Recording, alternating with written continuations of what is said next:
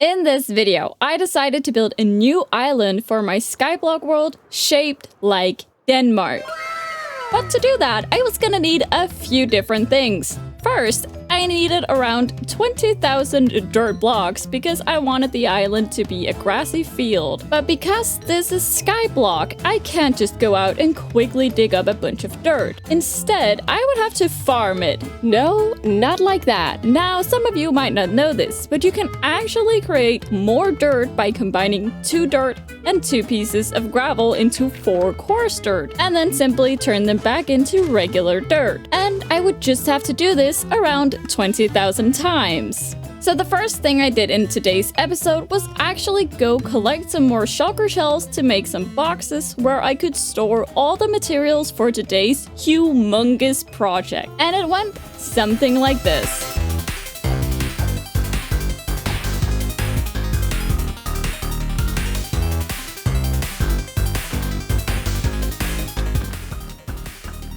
Collecting the shells was a lot of repetitive work, but it didn't really cause me too much trouble, except when I accidentally jumped off a roof and almost died to the fall damage because I thought I was wearing my elytra when in fact I wasn't. But anyways, when I had around 40 shells, I decided it was enough and returned back home. Now it was time to actually get started on the hard part.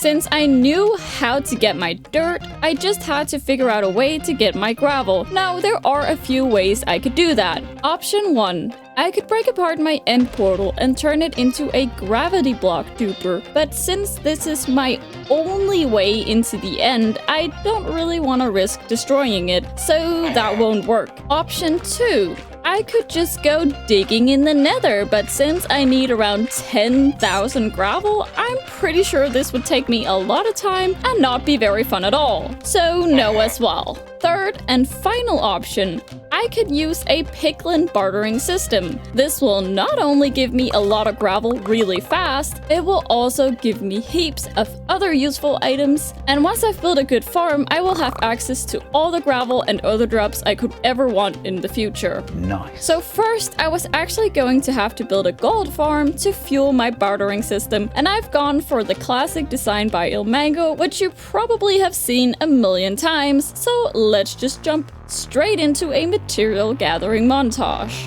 So most of the materials I needed were things I already had on the island, but the one block I was going to need the most of was magma, and I was gonna need 5,708 to be exact. So this meant I still had to go digging a bunch in the nether. Luckily, you can find some really big pockets of magma all over the nether. And so after a little while, I had collected everything I was gonna need. And now came the first critical moment. I would have to make my way to the nether roof and break a hole in the bedrock. And breaking bedrock is actually a fairly simple process if you know the trick. But this trick uses TNT, which is extremely expensive in Skyblock since it requires sand in the crafting recipe. And sand is a very limited resource only obtained through a wandering trader. So I decided to only make 4 TNT, giving myself just 2 attempts to break the bedrock. Hoping that this was enough, I made my way to the top of the nether, glitching my way through,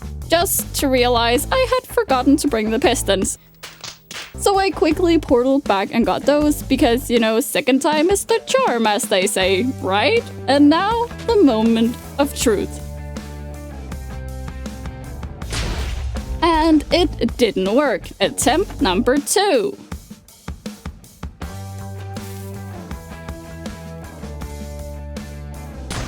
And this time it worked, so I guess today, second time really is the charm. So now it was just time to build the gold farm. Luckily, I wasn't building it all alone because I had coaxed Mark into helping me build it by telling him it would be lots of fun. And it was a little bit fun, but mostly it was just really repetitive and hard to follow the tutorial. But after a few hours of building and moving 4 pigs, all named Subscribe, into their new forever home, the gold farm was finished. And it didn't take me much longer than the first time running it before I accidentally shot one of the pigs named Subscribe. Oops. Am I gonna fix this mistake? No. Moving on. Next up was the Piglin bartering system. Now this is where I went to bed, and the next day I woke up with a cold, so from now on I'm gonna sound kinda funny. I went with this elaborate design from Logic Geek Boy, where you stuff 24 piglins into a single holding cell, where they all are fed gold via 3 droppers and something called a burnout clock. Anyways, most of the materials were fairly simple to get, like hoppers, chests, and redstone. Unfortunately, I didn't have enough blue ice and probably won't for a while, since that is also obtained through a wandering trader. But for now, it doesn't really matter, since the farm will produce all the gravel we will need either way. Now just came that fun part of getting all the piglins. Just kidding, it wasn't fun at all. And that's why I made Mark help me do it. Thanks, Mark. To get the piglins, we were gonna need an area that was a crimson forest. And luckily, there was one right beneath us. But it was really hard to get anything to spawn when the mob cap would constantly fill with zombie piglins in the gold farm. So instead, Mark built a very scuffed platform a little ways off where we could get the piglins to spawn. And so besides from a few explosive deaths on Mark's part, we managed to get 24 piglins into the system and get them to start trading gold for gravel. Now just came the tedious process of converting 20,000 coarse dirt into regular dirt. We tried a few different methods of one person placing, the other converting, or both placing and converting, and in the end, we repurposed one of my cobblestone generators to streamline the process and be as efficient as possible. And now the part that we have spent the entire video preparing for. It was time to build Denmark. First, I made a new portal that was far enough away that it would take us to new chunks outside of the spawn chunks. And out there, I found something very peculiar. Back when I created the world in 1.17, there was nothing but an empty void, no matter how far you went out, and it was the same in 1.18. But apparently, after 1.19, there are now structures like villages spawning all over the world right at y equals -64. Now obviously this creates a lot of opportunities like finding a second stronghold or pillager outpost, but I'm not entirely sure I want this in my Skyblock world. Let me know what you think in the comments. Should I keep these new structures or use some external program to get rid of them? And with that said, it's time to start that little trend from the last episode where I named some villagers the names of people in the comments. So first we of course have Luna, who always leaves sweet comments. You're probably gonna be a librarian. I think that fits you very well. The next name is a name, I'm not sure I'm gonna pronounce it correctly, but Juan Lee, you're gonna be the Fletcher. There you go. Anyways, I had now moved my portal down below Phantom spawning range, and it was time to start building Foon. Now, if you're not familiar with the geography of Denmark, all you really need to know is that Denmark is made up of a little over 1,400 islands and one peninsula named Jylland. But most of the islands are so small that with the scale I've chosen, which coincidentally was also 1 to 1,400, they won't actually show up. Anyways, after finishing Foon, I moved on to build Langeland, which for many years has been my home island, but just next week I'll be moving to a different island to go study at uni. And just after finishing Lolland Falster, I decided it would be a wonderful idea to faceplant and die right in the middle of Foon. Luckily, none of my items went over the edge, and the only thing I lost were my levels, which now don't really matter thanks to this beauty. Then Mark started helping me out again, and we split the workload so that I would make the outlines while he would place the dirt.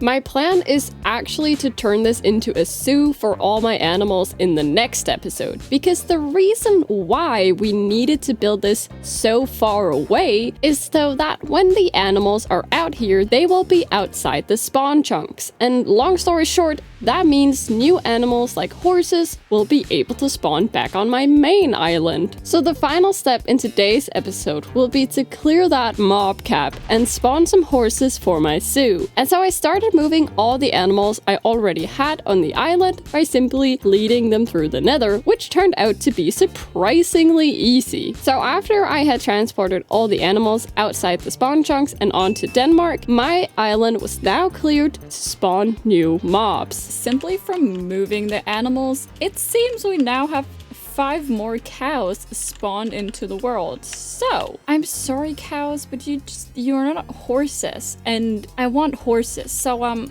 you're gonna make for some great beef. And so I went through clearing out the mob cap every time something new spawned in the hopes of getting some horses to spawn. So it's not horses, but it's donkeys. This is awesome. And so I moved the donkeys to Denmark. After returning to the island, my quest to get a horse continued. And it finally happened. We have a horse. Unfortunately, only one horse had spawned, but at least I knew now that more could spawn. So I kitted out the horse with some of the diamond horse armor I had gotten in the end and rode the horse through the nether. And so, I have now built Denmark in Minecraft, and we are ready to turn this into an amazing zoo in the next episode. So make sure to leave a like and subscribe if you want to catch that episode when it comes out. And that was all I had for you today, and I'll see you in the next video.